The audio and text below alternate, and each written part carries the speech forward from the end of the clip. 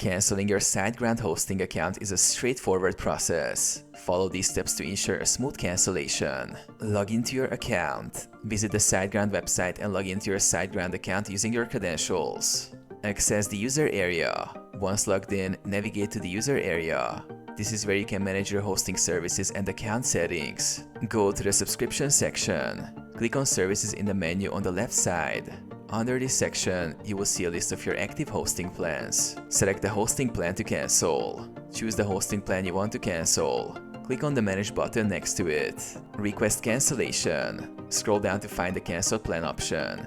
Click on it and follow the prompts to confirm your cancellation. You may be asked for feedback on why you are canceling. Confirm cancellation. After completing the steps, you will receive a confirmation email regarding your cancellation.